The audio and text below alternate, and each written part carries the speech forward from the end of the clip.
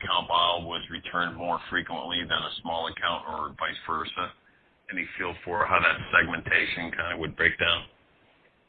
No, not really. I mean, it's there's too many variables involved with, what happens to that once you crack open that bottle. You can have buy an original bottle of 500 and have 50 pills left that go expired.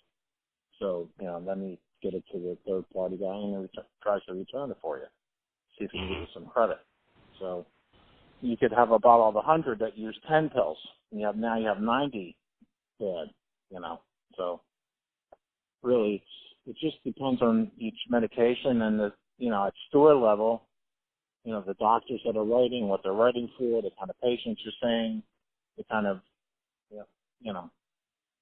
kind of drugs that you generally dispense really can vary quite a bit.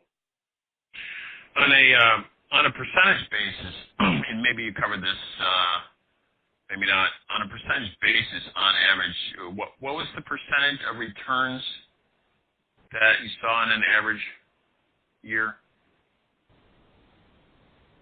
You mean overall returns, saleable Yes. and unsaleable returns, like out of a general standard like retail pharmacy?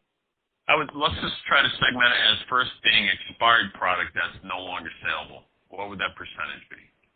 That's probably going to be pretty low.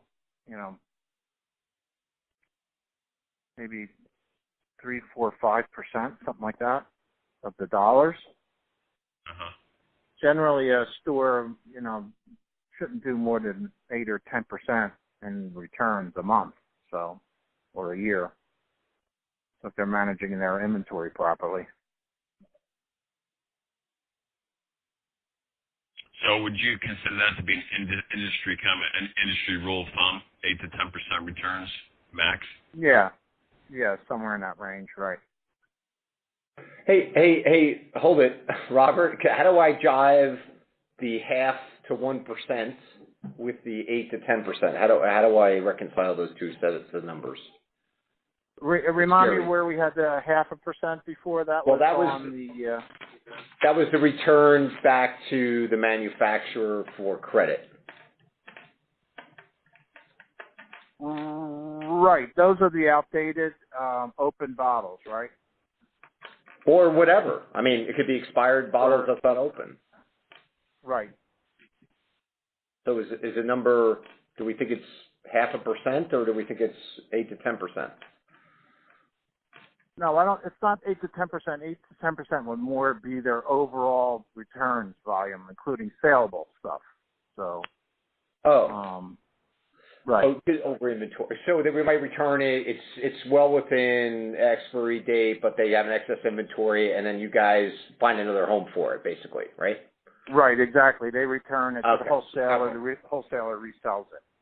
Yeah. So like I said before, if they return it within a certain time frame, they don't get a restocking fee. If they return it after that time frame, they get some kind of restocking fee from the wholesaler. So that's that number. So, or going back. It could be inside the 6-month window, as you referred to as well. That would be another reason. Right. So if it's inside the 6-month window when it's sealed, no wholesaler will take back any open bottles. So if it's a sealed bottle inside that time frame, they send it back to the wholesaler. They're going to change it to unsaleable and charge them like 30, 40% restocking fee on it because they can't resell it. They're going to send it back to one of those same third-party returns companies that the stores use. So to get it back to the manufacturer. So, that 0.5%, 1% of their overall sales goes back as unsaleable open bottles to the third-party returns guy. I would say that's a reasonable number. Remember, that's just a small percentage of what they do. I mean, generally, you don't want that to be a very big number. You're just trying to recover some dollars that are, a lost leader at that point. Got it. Any questions? All right. So one more time around the table and around the internet. Anybody else? Any other questions? Great. Hey, Robert, thank you so much for your time. Really appreciate your insights. Thank you very much. And you're welcome. Thank you. Okay. Take care now. All right, bye now. Thank you.